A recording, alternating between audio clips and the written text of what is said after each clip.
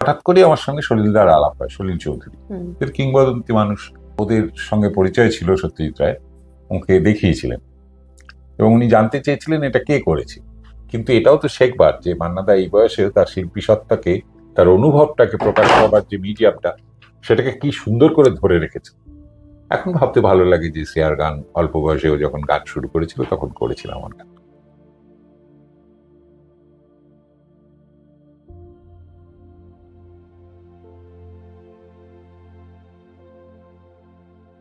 শুভ দাশগুপ্ত সমকালীন বাংলা কবিতা এবং গানের ভুবনে এক স্বতন্ত্র স্বর।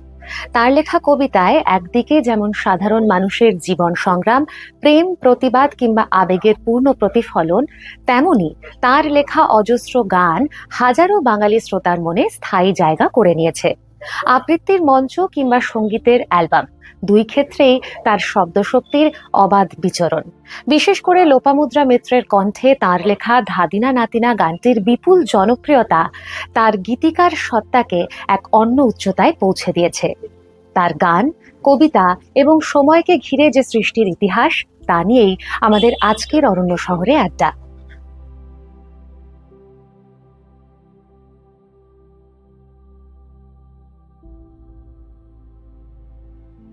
নমস্কার, শুরু করছি অরণ্য শহরে আড্ডার আজকের পর্ব। আমাদের অত্যন্ত সৌভাগ্য যে আজকের এই পর্বে আমরা পেয়েছি বঙ্গ সংস্কৃতির এক জীবন্ত দলিলকে। শুভ দাশগুপ্ত, আপনাকে অন্তর থেকে প্রণাম জানাই। এমন একটি নাম যিনি নিজেই নিজের পরিচয়, সকলের কাছে অত্যন্ত পরিচিত তিনি এবং আমাদের অত্যন্ত প্রিয় একজন মানুষ। আজ কথা বলবো তার সঙ্গে। শুরুতেই জানতে চাইবো, ভাটপাড়া থেকে শুরু করে বর্তমানে বাঙালিদের মনে যে স্থায়ী জায়গা আপনি করে নিয়েছেন, এই দীর্ঘ যাত্রাপথে কোনটা আপনার কাছে সবচেয়ে বড় প্রাপ্তি, খ্যাতি নাকি মানুষের ভালোবাসা? এটার উত্তর দেওয়ার আগে একটা কথা বলি, যেখানে বসে আমি আজকে এই কথাবার্তা বলছি, এই ঝাড়গ্রাম, এই জায়গাটা আমার অত্যন্ত প্রিয় একটা জায়গা। গত প্রায় 3 দশক আমি এর সঙ্গে যুক্ত, এই শহরের সঙ্গে যুক্ত নানাভাবে। এখানকার মানুষজন, বহু মানুষ আমার অত্যন্ত প্রিয় এবং আপনজন। তাদের কে নিয়েও আমি বলবো পরবর্তীকালে কিছু কথা, কিন্তু তার আগে প্রশ্নের উত্তরটা দিই। প্রশ্নটা হচ্ছে যে কোনটা আমার বেশি ভালো হয়েছে, মানে বেশি ভালো লেগেছে, খ্যাতি না মানুষের ভালোবাসা। খ্যাতি, অর্থ, যশ, এই তিনটে শিল্পীদের বড়াতে জোটে বিভিন্ন সময়। এর মধ্যে খ্যাতিটা ভ্যারি করে, কারোর ক্ষেত্রে প্রচুর হয়, কারোর ক্ষেত্রে অল্প অল্প হয়। আর অর্থও তাই, কেউ অনেক টাকা রোজগার করেন, কেউ কম করে। কিন্তু যেটা শিল্পী মাত্রই রোজগার করেন সেটা হচ্ছে ভালোবাসা। কারণ শিল্পী সকলে হন না। আমি যখন গান গাই, আমি যখন ছবি আঁকি, আমি যখন আবৃত্তি করি, এগুলো সাধারণ মানুষ আমার কাছে আসেন শ্রোতা বা দর্শক হিসেবে। তারা সেখান থেকে আনন্দিত হন, সে আনন্দটা তারা ফিরিয়ে দেন ভালোবাসা হিসেবে। আমি যখন কোথাও যাই, কোনো মানুষ দেখা করতে আসেন, প্রণাম করেন কিংবা হাত মেলান, আমি বুঝতে পারি তাদের হৃদয়ের উষ্ণতাটা আমার মধ্যে সঞ্চারিত হচ্ছে। এটার যে মূল্য, সেটা কখনো অর্থ দিয়ে, খ্যাতি দিয়ে কিছুতেই মানে তুলনা করা যায় না। মানুষের ভালোবাসা সবচেয়ে বেশি, যে সেটা মানে মূল্যবান আমার কাছে, অন্তত আমার কাছে। কেন, আমি তো মনে করি যারাই শিল্প সংস্কৃতির জগতে জড়িত আছেন, যে যে কাজ করছেন, ছবি আঁকছেন, গান গাইছেন, তার আলটিমেট লক্ষ্য হচ্ছে মানুষের হৃদয়ে স্থান পাওয়া। সেদিক থেকে মানুষের ভালোবাসার থেকে বড় আর কিছু হয় না, এবং সেটা আমি প্রচুর পেয়েছি। অনেকেই আপনাকে বিদ্রোহী বলেন, আবার কেউ বলেন আপনি আবেগী। কবি, গীতিকার নাকি গল্পকার, আপনার কাছে আপনার নিজের পরিচয় কোনটি? এটা আমি ঠিক ওইভাবে এক শব্দে বলতে পারবো না। তার কারণ হচ্ছে, এই যতগুলো পর্বে আমার কাজ হয়েছে, গান লিখেছি, কবিতা লিখেছি, মঞ্চে দাঁড়িয়ে আবৃত্তি করেছি, একসময় গানও গেয়েছি, রেকর্ডও বেরিয়েছে, ডিস্ক রেকর্ডও বেরিয়েছে, ক্যাসেটও বেরিয়েছে, আবার মঞ্চে দাঁড়িয়ে অভিনয়ও করেছি। তো এই যে বিভিন্ন দিকে কাজ করেছি আমি নানাভাবে, অনেক স্ক্রিপ্ট লিখেছি যেগুলো বড় বড় শিল্পীরা পার্টিসিপেট করেছেন, গান গেয়েছেন, কবিতা বলেছেন। তো এই সব করতে গিয়ে, মানে একজন মায়ের কাছে যেমন সবগুলো সন্তানই ভীষণ আদরের হয়, আর যেটা দুর্বল সন্তান তার প্রতি মার বেশি টান থাকে, যে একটু উইক হয়। আমার সবচেয়ে দুর্বলতা হচ্ছে আমার স্বভাব। আমি যেটা দেখি সেটা লিখি, যেটা বলতে চাই সেটাই গানের মধ্যে দিয়ে বলি। এর সময় এই এই করতে গিয়ে আমার কাছে সবগুলো সত্তাই খুব ইম্পর্টেন্ট, কিন্তু আসলে যেটা আমি ব্যাখ্যা করতে পারি এইভাবে, যে আসলে আমি কিছু বলতে চাই। সেটা কখনো গানে বলেছি, কখনো কবিতায় বলেছি, কখনো ছবি এঁকে বলেছি, কখনো নাটক লিখে বলেছি, কখনো কোনো স্ক্রিপ্ট রচনা করেছি তার মধ্যে বলেছি। আসলে আমি কিছু বলতে চাই। এই যে আমি বেঁচে আছি, আমি এই প্রসঙ্গেই বলি যে আমার ছোটবেলাটা খুব সহজ ছিল না। একটা একান্নবর্তী পরিবারে আমার জন্ম হয়েছিল, মধ্যবিত্ত বলবো না, নিম্ন মধ্যবিত্ত। আমার বাবা ছিলেন না, আমি খুব অল্প বয়সে বাবা আমাকে মারা যান আর কি। তো আমার বিধবা মা অনেক কষ্ট করে আমাকে লেখাপড়া শেখান। আর সেই যে একটা একান্নবর্তী টিপিক্যাল নিম্নবিত্ত পরিবার, সেখানে নানা রকম দুঃখ, কষ্ট, গঞ্জনা, লাঞ্ছনা এসবের মধ্যে দিয়েই তো যেতে হয়েছে। সুতরাং সেই অর্থে বলতে গেলে জীবনকে যেভাবে দেখা, সেটা আমি খুব নিবিড়ভাবে দেখার সুযোগ পেয়েছি একদম ছোটবেলা থেকে। মানুষের ভেতরে কত রকমের নীচতা থাকে, ক্রূরতা থাকে, কত রকমের কি বলবো অমানবিকতা থাকে, আবার ঠিক এর উল্টোগুলো কত উদার্য থাকে, কত ভালোবাসা থাকে। এই সবগুলোকে দেখতে দেখতে দেখতে দেখতে জীবনটাকে দেখেছি। সবচেয়ে বেশি দেখেছি তো মাকে। মার যে লড়াই, মার যে সংগ্রাম, মার যে বেঁচে থাকার জন্য প্রতিনিয়ত নানা রকম প্রতিকূল পরিস্থিতির মধ্যে দিয়ে যুদ্ধ করতে করতে যাওয়া, এটা দেখতে দেখতে মেয়েদের প্রতি, নারীর প্রতি আমার একটা অদ্ভুত শ্রদ্ধা এবং সম্মান বোধ আমার ভেতরে সঞ্চারিত হয়েছে, যেটা পরবর্তীকালে যখন আমি সেই মেয়ে লিখছি বা জন্মদিন লিখছি, ওই মেয়েদের প্রতি যে আমার মনোভাব, সেটা স্পষ্ট হয়ে ফুটে ওঠে। এবং সেখানে যারা পাঠক, যারা শ্রোতা, তারা নিজেদেরকে খুঁজে পান, সেই জন্যই তারা হয়তো ভালোবাসেন। তো এক্ষেত্রে আমি বলবো যে সৃষ্টির বিভিন্ন অঙ্গনে কাজ করতে করতে আমার কাছে সবগুলো অঙ্গনই খুব ইম্পর্টেন্ট, সবগুলো অঙ্গন খুব ভালোবাসা। আমি যখন ছবি এঁকেছি, আমি কিছু ছবি আঁকা শিখিনি, গান গাওয়া শিখিনি, কিন্তু যখন গানটা গেয়েছি ভালোবেসে গেয়েছি, যখন ছবিটা এঁকেছি ভালোবেসে ছবি এঁকেছি, কবিতা লিখেছিও তাই।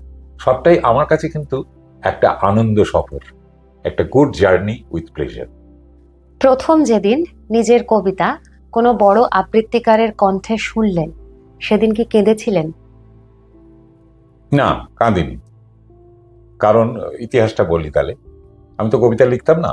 কবিতা ব্যাপারটাই আমার পছন্দের ছিল না, কারণ বাংলা কবিতা বলতে আমাদের বাড়িতে প্রচুর পত্রপত্রিকা আসতো, তাতে কবিতার একটা চ্যাপ্টার থাকতো, 5-6 পাতা কবিতা থাকতো। আমি সযত্নে ওইটা উল্টে যেতাম, অন্যগুলো পড়তাম, গল্প, উপন্যাস, অন্যান্য কিছু। কারণ কবিতা, সত্যি কথা বলতে, আমি যখন বড় হয়েছি সেই সময় যে সব কবিতা ছাপা হয়েছে বিভিন্ন পত্রপত্রিকায়, তার অধিকাংশ আমার মাথার উপর দিয়ে বেরিয়ে যেত, আমি বুঝতে পারতাম না বলে আমি নিজেকে অশিক্ষিত ভাবতাম। কারণ এত বড় বড় কবি, তাদের এত নাম ডাক, এত তারা পুরস্কার পান, এত তাদের সম্ভ্রম মানুষের সমাজে, কিন্তু আমি তো পড়ে বুঝতে পারি না। অথচ আমি তো রবীন্দ্রনাথ পড়ে মোটামুটি বুঝতে পারি, আমি তো কাজী নজরুল ইসলামের গান কবিতা বুঝতে পারি, আমি তো সত্যেন দত্ত বুঝতে পারি। তাহলে এদের কবিতা বুঝছি না কেন? সেটা নিয়ে আর চর্চা না করে আমি ওই পথেই হাঁটি। এবারে ঘটনাচক্রে হলো কি, 80-র দশকে এক সময় আমার সঙ্গে ঘুরতে ঘুরতে, আমার জীবনটা খুব ঘোরাঘুরির মধ্যে, নানা কিছুর মধ্যে দিয়ে গেছে, তো হঠাৎ করে আমার সঙ্গে সলিলদার আলাপ হয়, সলিল চৌধুরী, কিংবদন্তি মানুষ, অত বড় মানুষ। তো যাই হোক, খুব অল্প দিনের জন্য হলেও আমি তার স্নেহ পেয়েছিলাম, ভালোবাসা পেয়েছিলাম। তো উনি আমাকে একদিন এইটা বলেন যে, তোর যে লেখার ক্ষমতা, তা তুই কবিতা লিখিস না কেন? আমি তো গান লিখতাম। তা আমি ভাবতাম আমি কি কবিতা লিখবো, আমি কবিতা বললাম সেটা, যে যাদের কবিতা পড়ি না আমি না বুঝতে পারি না কিছু। তখন উনি একটা ওনার লেখা কবিতা আমাকে শুনিয়েছিলেন, এবং আমার মনে আছে ওর আকাশদ্বীপ এর বাড়িতে, ফ্ল্যাটে, আমি একটা সোফায় বসে আছি, উনি কোথাও থেকে ফিরেছেন, ফ্রেশ হয়ে এসছেন, সবে স্নান টান সেরেছেন। তো উনি ওই পায়চারি করতে করতে কবিতাটা বলছিলেন, আর আমি না একটু একটু করে কবিতাটার ভেতরে ঢুকে যাচ্ছিলাম, ভাবছি তো পুরোটাই বুঝতে পারছি, এবং উনি কি বলতে চাইছেন সেটাও বুঝতে পারছি। তখন আমার চোখে মুখে নিশ্চয়ই এমন একটা কিছু ভাব ছিল, যেটা সলিলদা লক্ষ্য করেছিলেন। কবিতাটা শেষ হওয়ার পর আমাকে বলল, তুই এরকম লিখতে পারিস, কিন্তু তুই ফাঁকিবাজ বলে লিখিস না। এবং এইটা আমাকে খুব, আমি তখন তো ডেলি প্যাসেঞ্জারি করি, ট্রেনে যেতে যেতে ভাবছি শৈলদা এরকম বললো, আচ্ছা এটা লিখলে কেমন হয়। তো ঘটনাচক্রে সেই সময় গান টান লিখি বলে আকাশবাণীতেও যেতাম মাঝে মধ্যে। আর আকাশবাণীতে তখন চাকরি করতেন গৌরী ঘোষ, পার্থ ঘোষ, আবৃত্তি জগতের সব মহারথী, ওরা চাকরি করতেন ওখানে। তো একবার ওরকম একদিন গেছি, গৌরীদির সঙ্গে দেখা হয়েছে। গৌরীদি বলছেন যে শুভ কখন এসছো, তুমি কোথায় যাবে? আমি তো এবারে বাড়ি ফিরবো, শিয়ালদা হয়ে ট্রেন ধরবো। তো বললো আমারও ডিউটি শেষ হয়ে গেছে, আমি বাড়ি যাচ্ছি, তোমাকে নামিয়ে দিয়ে যাবো, চলো তুমি একটু অপেক্ষা করো, তো একটু ক্যান্টিনে গিয়ে চা খাও, আমি রেডি হয়ে বেরোচ্ছি। আমি ক্যান্টিনে গিয়ে ভাবছি, আচ্ছা গৌরীদিও অনেক সময় আমাকে বলেছেন যে তুমি কবিতা দাও না, আমি পড়বো। আমি ভেবেছি আমাকে উৎসাহিত করার জন্য বলছেন, আমার কবিতা উনি কেন পড়বেন, এত বড় আবৃত্তি শিল্পী, রবীন্দ্রনাথের কবিতা বলেন, জীবনানন্দের কবিতা বলেন, আমার কবিতা কেন পড়বেন। কিন্তু সেদিন কি মনে হলো, সলিলার কথাটা মাথায় এলো, ক্যান্টিনে বসে বসে ব্যাগ থেকে খাতা বের করে একটা কবিতা লিখতে শুরু করলাম। আমি বেশ অনেকক্ষণ লিখেছি, চাটা ঠান্ডা হয়ে গেছে। তারপরে গৌরী দিয়ে এসে ডেকেছে, চলো হয়ে গেছে আমার। তাই খাতা বন্ধ করে গাড়িতে উঠেছি। গাড়িতে উঠে গৌরীদিকে বলছি, গৌরীদি একটা কবিতা লিখেছি, আপনি কবিতা আমার আছে, আপনি শুনবেন? বলছে হ্যাঁ শোনাও শোনাও।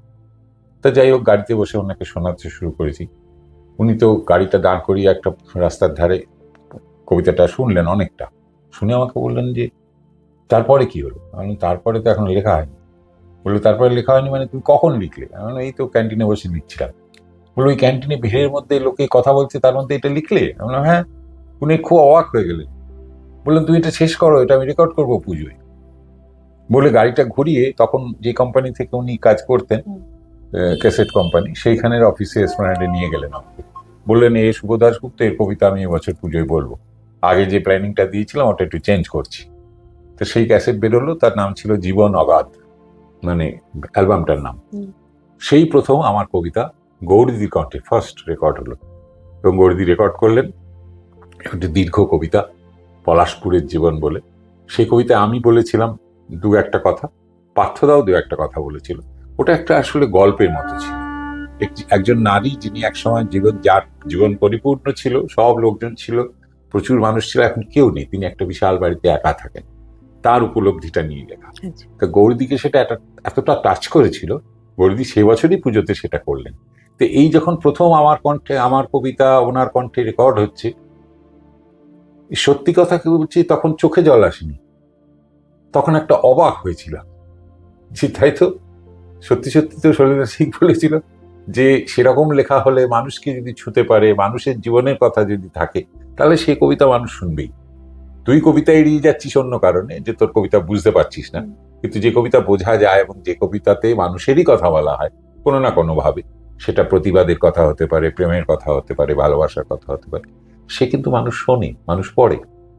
সেই উপলব্ধিটা হওয়াতে তখন আমার বোধটা যেটা এসেছিল, মনে মনে সলিলাকেই প্রণাম জানিয়েছিলাম যে আপনি না বললে কিন্তু আমার এই কাজটা হতো না, এবং সলিলা বলার মাসখানেকের মধ্যে এই রেকর্ডিংটা হয়। সুতরাং সেই প্রথম মুহূর্তে আমার অনুভূতিটা ছিল কিছুটা অবাক হবার, আর কিছুটা শ্রদ্ধায় মাথা নিচু হয়েছিল সলিলার জন্য। যতদূর জানি আপনি অনেক বইয়ের প্রচ্ছদ এবং এলপি রেকর্ডের কভার ডিজাইনের কাজ করেছেন, সেই প্রসঙ্গে একটু বলুন। এইটা খুব আমার কাছে ইন্টারেস্টিং কাজ ছিল, কোনো এক সময় আমার কাছে এসে পড়ে। কলেজ স্ট্রিটে একটা আড্ডা ছিল সাহিত্যিকদের, বড় বড় কবি সাহিত্যিকরা আড্ডা মারতেন। দেবকুমার বসু বলে একজন ছিলেন পাবলিশার, আমরা দেবুদা বলতাম। ট্যামার লেনে তার অফিস ছিল, বিশ্বজ্ঞান পাবলিকেশন। সেখানে শক্তি চট্টোপাধ্যায়, সুনীল গাঙ্গুলি, অমিতাভ দাশগুপ্ত, পূর্ণেন্দু কর্তৃক সব বাঘা বাঘা লোকের আড্ডা মারত একটা ছোট্ট ঘরে ঠেসাঠেসি করে বসে। কোনো এক সময় আমার পাড়ার এক কবি রবীন সুর, উনি আমাকে ওখানে নিয়ে যান, আমি ছবি আঁকতাম, সেই সূত্রে আমাকে নিয়ে যান, এবং সেখানে আমি অনেকগুলো কবিতা, প্রবন্ধ, গল্প, নাটক পরপর বিভিন্ন বইয়ের প্রচ্ছদ করি, এবং সেগুলো সকলের ভালো লাগে। তো এই করতে করতে যখন আমি রেকর্ডিং এর পর্বে এলাম, মানে রেকর্ডিং তার আগে কেমন করে হয়, কেমন করে গান রেকর্ড হয়, স্টুডিও কেমন দেখতে, সব জানতাম না। আমার এক বন্ধু ছিল অফিসে, শক্তিব্রত দাস, খুব উচ্চমানের গায়ক, একজন অত্যন্ত ভালো একজন মানুষ। শক্তির সঙ্গে আমি প্রথম যাই রেকর্ডিং দেখতে হিন্দুস্তান রেকর্ডস, যে হিন্দুস্তান রেকর্ডস থেকে পরে আমার নিজের গাওয়া গানও বেরিয়েছিল, ওই ডিস্ক বেরিয়েছিল। তখন তো ডিস্ক ছিল, তখনও ক্যাসেটের যুগ আসেনি। তো 84 সালে আমার গান বেরিয়েছিল। তার আগে ওইখানেই ওদের কর্তৃপক্ষের অনুরোধে আমি কিছু গানের যেগুলো রেকর্ড বেরোতো তার কভার ডিজাইন করি। যেমন অমর পালের গানের করেছিলাম, রামকুমার চট্টোপাধ্যায়ের এলপি রেকর্ডের কভার করেছিলাম, আর এই করেছিলাম আমাদের সুখেন দাস পরিচালক, ওর একটা দাদামণি বলে ছবি হয়েছিল, সেটা করেছিলাম। আরো করেছিলাম, সেগুলো এখন মনে নেই আমার। তো মোটামুটি এইগুলোর কভার করতে করতে ওই কভার ডিজাইনিং এ কিছু নতুনত্ব করায় সব করেছিলাম। তা রামকুমার বাবুর অ্যালবামটায় একটা এলপি রেকর্ড ছিল ভক্তিগীতির, এটা আমি একটু নতুনত্ব এক্সপেরিমেন্ট করেছিলাম একটা। সেটা হচ্ছে যে ওই চিরাচরিত একটা ঠাকুরের ছবি, মা কালীর ছবি ওইভাবে না দিয়ে আমি একটা পুরো জ্যাকেটের মানে কভারের ইয়েটা জুড়ে একটা নামাবলীর ছবি, এটা অবিন্যস্ত পড়ে থাকা নামাবলী, পুরোটাই নামাবলী। তার মধ্যে একটা ওই রুদ্রাক্ষের মালা, সেটা আমি এঁকেছিলাম। আর ওই রুদ্রাক্ষের মালার ভেতরে একটা যে স্পেস, ওইখানে টাইপ সেট করে ভক্তিগীতি রামকুমার চট্টোপাধ্যায় এটা বসিয়ে দিয়েছিলাম। তো পরবর্তীকালে ওই কোম্পানির লোকেরা সেই ক্যাসেটটা, সেই কভারটা, ওদের সঙ্গে পরিচয় ছিল সত্যজিৎ রায়, ওকে দেখিয়েছিলেন এবং উনি জানতে চেয়েছিলেন এটা কে করেছে। তখন ওরাই, কর্তৃপক্ষের ওরাই আমাকে একদিন নিয়ে যান সত্যজিৎ বাবুর কাছে। মানে খুবই অল্প সময়ের সাক্ষাৎ, উনি কাজ করছিলেন, গিয়ে বললেন এই হচ্ছে শুভ, ওই করেছে। তা আমার একটাই কথা ওনার মনে আছে, যে উনি বলছিলেন যে এরকম, প্রথমেই বললেন, আমি যখন প্রণাম করলাম তখন বললেন যে আপনি আর্ট কলেজে পড়েননি তো? আমি বললাম না, আমি তো আর্ট কলেজে পড়ার সুযোগ পাইনি। বললো থ্যাংক গড। তাহলে পরিহাস করে বললেন আর্ট কলেজে পড়লে আর এই কথা, এই চিন্তাটা মাথায় আসতো না, এই ভাবনাটা। তো এটা ঘুরিয়ে একটু প্রশংসা করলেন যে মৌলিক একটা কাজ হয়েছে। আর্ট কলেজকে উনি নিন্দা করলেন না, কিন্তু বললেন যে আর্ট কলেজে একটা জেনারেলি যারা পাশ করে আসে একটা ছাঁচের মধ্যে একটা ভাবনা চিন্তা থাকে, এটা তার থেকে বাইরে। তো অত বড় মানুষের, অত বড় একজন শিল্পী, তার কাছ থেকে ওই প্রশংসাটা পাওয়া আমার জীবনে একটা বড় ব্যাপার। আমি প্রশংসা অনেকবার অনেক বড় মানুষের কাছে পেয়েছি, কিন্তু এটা যেহেতু আমার কবিতা বা গান এসবের বাইরে একটা কাজ, এবং সেখানে ওরকম একজন বিশ্ববন্দিত মানুষের প্রশংসা পাওয়া, নর্মালি এটা আমার কাছে একটা অ্যাসেট, সম্পদ আর কি, মনে রাখার জন্য। বহু বিশিষ্ট সঙ্গীত শিল্পীর সঙ্গে আপনি অজস্র কাজ করেছেন, সেই কাজের অভিজ্ঞতা যদি একটু ভাগ করে নেন। কাজ মানে আমি যখন গানের কাজ করতে শুরু করি এইচএমভিতে, আমার প্রথম পুজোর গানের শিল্পী ছিলেন হৈমন্তী শুক্লা, সুরকার ছিল কল্যাণ সেন বরাট, আমার বন্ধু। এরপরে আমি অজস্র গান করি, বহু শিল্পীর বহু গান করেছি। পরে হৈমন্তী দিদি অন্তত বোধহয় 25টা গান আছে আমার। ইন্দ্রাণী সেন থেকে শুরু করে তখন যারা গান করতেন, শ্রীরাধা বন্দ্যোপাধ্যায়, মানে সেই সময় যারা খুব মানে জনপ্রিয় শিল্পী, তাদের প্রায় সকলের গান আমি করেছি। এবং রেকর্ডিং এর প্রচুর মুহূর্ত আমার মনে স্মরণীয় হয়েছে নানাভাবে।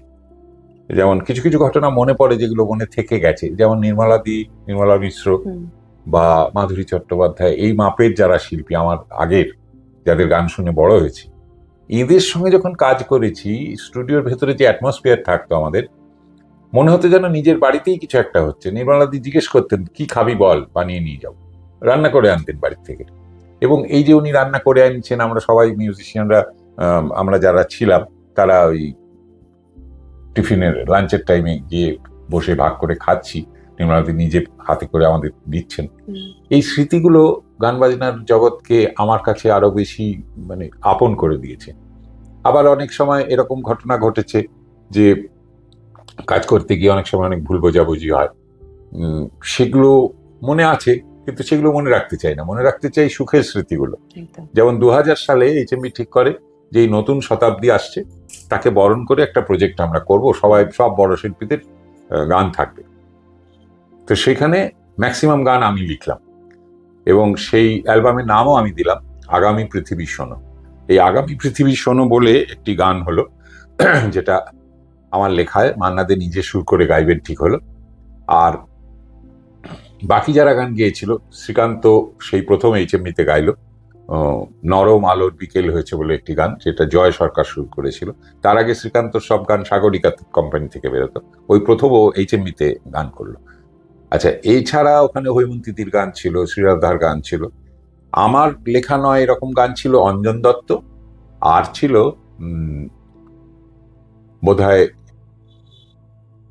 বোধহয় যদ্দূর আমার মনে পড়ছে সম্ভবত নচিকেতা। বাকি গান সব আমার লেখা। এবং ওই 2000 সালের রেকর্ডেই আমি লোপামুদ্রার জন্য দাদিনা নাতিনা লিখেছিলাম, যেটা সুপারহিট হয়। কিন্তু ওখানে আরেকটা গল্প আমার মনে আছে, যেটা সত্যি মনে রাখার মতো। আমি এবং কল্যাণ সেন বরাট মিউজিক ডিরেক্টর, আমরা দুজন মিলে প্ল্যান করলাম যে নতুন শতাব্দী আসছে, আমরা আমাদের দুজনেরই গুরু সেই অর্থে সলিল চৌধুরী, তাকে ট্রিবিউট জানিয়ে যদি একটা গান করি। তো লেখা হলো, কল্যাণ সুর করলো, এবং সুরটা এমন ভাবে করলো যে সলিলদা যে গানেতে ওই জাগরে জাগরে জাগে কোরাসটা ব্যবহার করেছিলেন বহুদিন আগে, আমরা সেইটাকে একটু অন্য ফর্মে ব্যবহার করলাম রিফ্রেন হিসেবে। আর গানটা এক একটা স্ট্র্যান্ডে এক একজন শিল্পী গাইলো, শ্রীকান্ত গাইলো, হৈমন্তী দি গাইলো, লোপা গাইলো, এরকম সবাই একটু একটু করে গাইলো একটা টোটাল গান। এবং অজয় চক্রবর্তীকে দিয়ে শুরু হয়েছিল, অজয় ফার্স্ট শুরু করলো, শেষটাও অজয় চক্রবর্তীকে দিয়েছিল।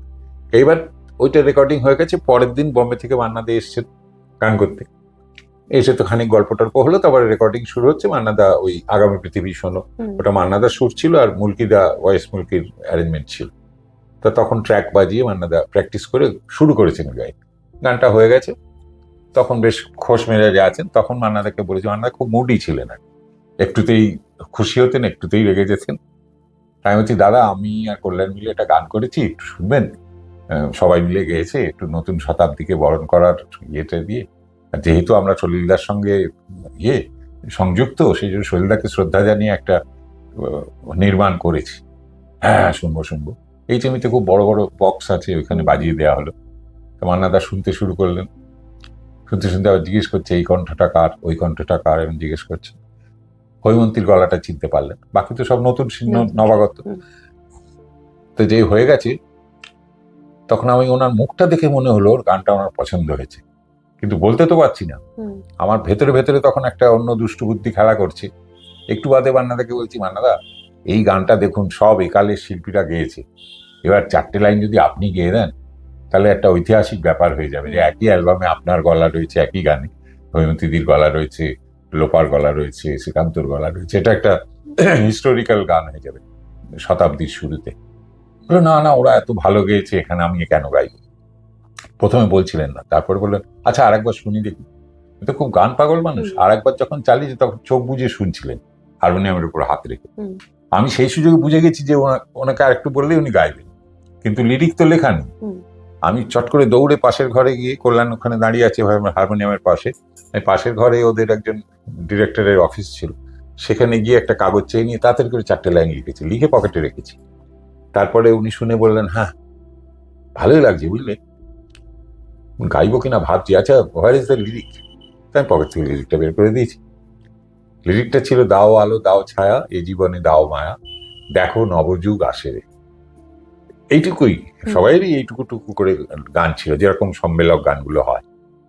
মান্নাদার লিরিকটা 3-4 বার পড়ে বললো, আহা এই কথাগুলো এত ভালো না, এইটা আমি ছাড়া কে গাইবে, আমি গাই।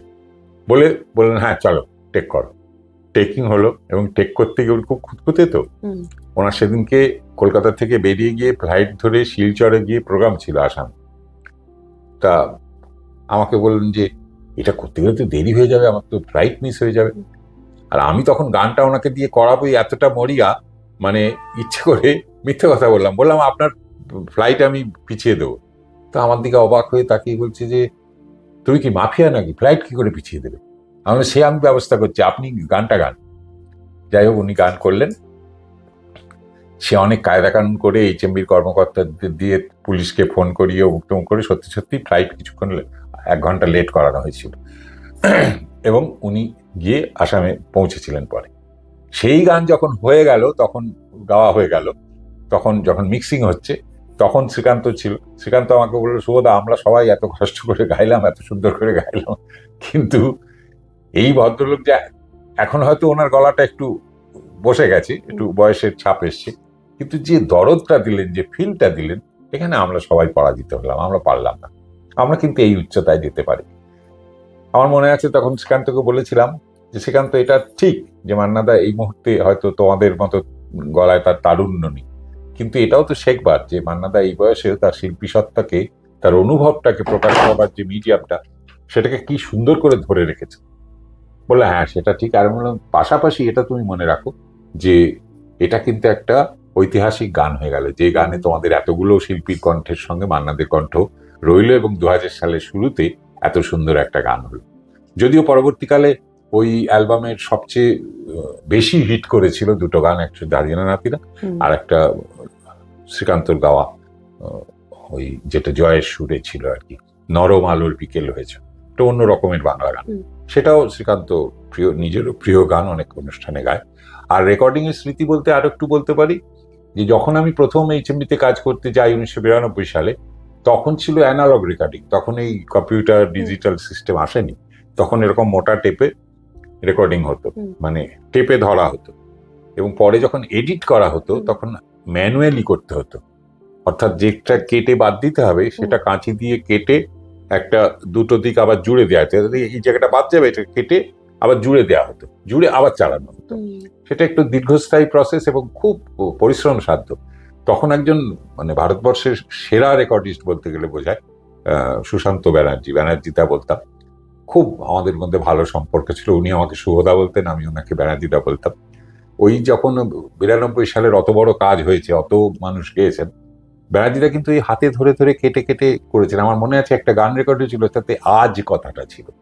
এবার শুনে মনে হচ্ছে, সলিলদাও ছিলেন, শুনে মনে হচ্ছে যে আজ কথাটা একটু দুর্বল লাগছে।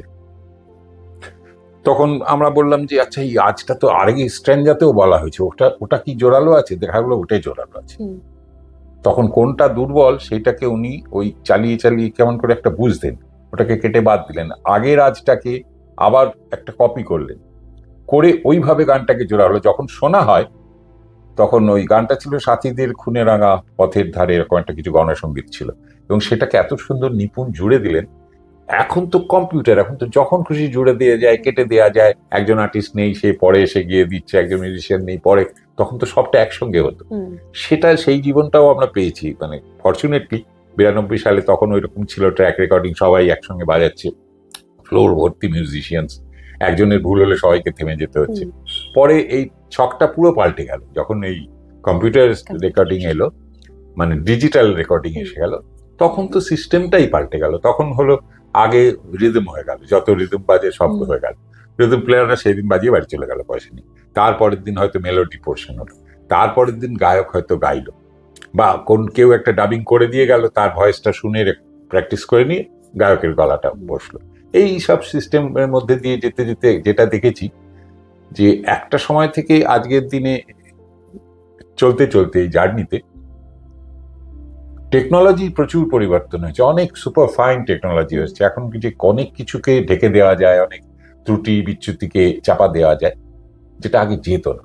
এবং তার ফলে তখনকার দিনের শিল্পীরা গ্রোথ, মানে গায়ক এবং যারা বাজনা বাজাতেন, মিউজিশিয়ান যারা যন্ত্রসঙ্গীত বাজাতেন, এদের পারফেকশনের জায়গাটা অনেক বেশি থাকতো। কারণ একজনের ভুল হয়ে গেলে তো সকলকে থেমে পড়তে হতো। আমি সলিলার কাছেও শুনেছি লতাজির অনেক গান আছে এটা 12 বার 14 বার টেক হয়েছে, ওই সবাইকে আবার 12 বার 14 বারই বাজাতে হয়েছে। লতাজির ভুলে হয়নি, হয়তো কেউ একটা সানাই বাজাচ্ছে, তার ভুল হয়েছে, পুরোটা থামিয়ে আবার গাইতে হতো। এখন সেইটা নেই, এখন যেটুকু ভুল সেটুকু ঠিক করে দেওয়া যায়, যার ফলে অনেক তাড়াতাড়ি অনেক বেশি কাজ হয়। কিন্তু রবীন্দ্রনাথের একটা কথা আছে না, উপকরণের বাহুল্য অন্তঃকরণকে দিন করিয়া তোলে। এই উপকরণের যত বাহুল্য বাড়লো, আমি দেখলাম অন্তঃকরণের দিকটা, অর্থাৎ গানের ভেতরে যে প্রাণ থাকার কথা, মিউজিশিয়ানসদের বাজনার ভেতরে যে আন্তরিক আবেদন থাকার কথা, কোথাও কোথাও সেটা হানি হতে লাগলো।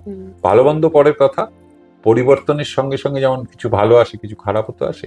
তো আমার অভিজ্ঞতা আমি দেখেছি যে অনেকের মতো আমি এই কথা বলবো না যে আগে সব ভালো ছিল এখন খারাপ, তা না, ভালো খারাপ দু সময় ছিল, কিন্তু আগে হয়তো প্রাণের স্পর্শটা বেশি পাওয়া যেত, এখন একটু হয়তো কোথাও না কোথাও আমরা একটু যান্ত্রিক হয়ে পড়েছি, এই আর কি। আপনি আশা ভোসলের সঙ্গেও কাজ করেছেন, তার সঙ্গে কাজের অভিজ্ঞতা একটু যদি ভাগ করেন। অভিজ্ঞতা কিরকম বলি, আশাদি কলকাতায় এসেছেন, এর আগে পরে অনেকবারই এসেছেন, গান করেছেন, আমার গান করেছেন, কিছু ভার্সন গান হয়েছিল যেগুলো কল্যাণের অ্যারেঞ্জমেন্টে উনি, কল্যাণের সুরে উনি, কথায় আর কি, কল্যাণের অ্যারেঞ্জমেন্টে উনি গেয়েছিলেন পঞ্চমদার গান। তো এইরকম একবার HMV থেকে প্রস্তাব আসে আমার কাছে, যেরকম আশাজির 4টে গান হবে, এবং আমি বললাম কে সুর করবে, না বাপি লাহিড়ী সুর করবে। এবার তখন বাপি কলকাতায় এসছে, মজার অভিজ্ঞতাটা বলছি। আমি তখন ব্যাংকে চাকরি করি। তা আশাজিও আসবেন, গাইবেন। কলকাতারই HMB স্টুডিওতে নয়, HMBর কাজ তখন কালিন্দিতে, লেকটাউনে অন্য একটা স্টুডিও সোপ্রানো বলে ছিল, এখন নেই। সেই স্টুডিওতে অনেক গান রেকর্ড হয়েছে, মানে প্রচুর গান HMBর কাজ হয়েছে, আমিও করেছি। ওইখানে রেকর্ডিং হওয়ার কথা, আচ্ছা। ট্র্যাক ওখানেই সব হবে, ওখানেই পরে এসে আশাজি গাইবেন, এরকম ঠিক ছিল। এবার তো সকালবেলা প্রথমে এই মজার গল্পটা বলেনি। আমি সেদিন শনিবার ছিল, আমি ওদের HMBকে বললাম যে আমার 1টার মধ্যে 2টোর মধ্যে ব্যাংক বন্ধ, মানে 12টার মধ্যে ব্যাংক বন্ধ হয়ে যাবে শনিবার, আমি ক্যাশে বসতাম। তো আমি বরং আজকের দিনটা বাদ দিলে ভালো হতো, তো শুধু শুধু অফিসটা কামাই করবো, 12টা অবধি অফিস আছে। না না, আপনি 9টার মধ্যে হোটেলে চলে যান, বাপি লাহিড়ী থাকবে, আমাদের গাড়ি থাকবে, আপনাকে নিয়ে ওনাকে নিয়ে সোজা স্টুডিও চলে যান। তা আমি তো হোটেলে পৌঁছে গেছি যেখানে উনি আছেন। তো অনেকক্ষণ বসে আছি, বেরোচ্ছেও না। তখন বাধ্য হয়ে বলতে হলো রিসেপশনে যে এরকম বাপি লাহিড়ী এত নম্বর ঘরে আছেন, একটু খবর দেবেন, HMB থেকে আমি এসেছি। ওরা খবর দিয়েছে। একটু পরে বাপি লাহিড়ীর ছেলে বাপ্পা নিচে এসছে, এসে আমার সঙ্গে দেখা করেছে। তখন আমি বললাম যে এরকম তো ওনার যাওয়ার কথা স্টুডিওতে। বললো বাবা এখন যাবে, এখন কটা বাজে? এখন আমি 1:30 মতো। বাবা তো এখন ঘুম থেকেই ওঠেন। আমি সে কি রেকর্ডিং, যে 12টার থেকে রেকর্ডিং হওয়ার কথা। না না, এই সকালবেলা কোনোদিন বাবা জেগে থাকে না, রাত্রিরে আপনি 1:30 2টো অব্দি বললে কাজ করবে, কিন্তু সকালে বাবা এখন 2টোর আগে উঠবে না, আবার উঠলেও যাবে না। উঠে তো এখন চান টান করবে, রেডি টেডি হবে, তারপরে বিউটি পার্লারে ঢুকবে, পার্লারে অনেকক্ষণ কাটাবে, মেসেজ ফেসেজ হবে, এইসব হবে, তারপরে অত গয়নাগাটি পড়বে। ও যেতে যেতে আপনার 4টে 4:30 যাবে। আমি তখন HMBর লোকের উপর খেপে গেলাম, খামোখা আমাকে অফিসটা কামাই করালে, আমি তো অফিস করেই আসতে পারতাম।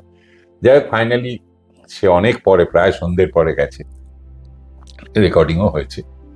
তো একটা ছোট গল্প এই প্রসঙ্গে বলি যে আশাজির কলকাতার কিছু কিছু খাবার খুব পছন্দ ছিল। 1 নম্বর পছন্দ ছিল এখানকার মিষ্টি দই, কারণ ওদের জেনারেলি ওরা টক দইটাই বেশি খেতেন, মিষ্টি দইয়ের পছন্দ ছিল। আর একটা উনি শুনেছিলেন কারুর কাছে, খুব সম্ভবত কোনো ফিল্মের লোকের কাছে, যে ফুচকাটা এখানকার, ওরা কি গোলগাপ্পা না কি বলে, সেটা এখানকার খুব মানে দারুণ টেস্ট।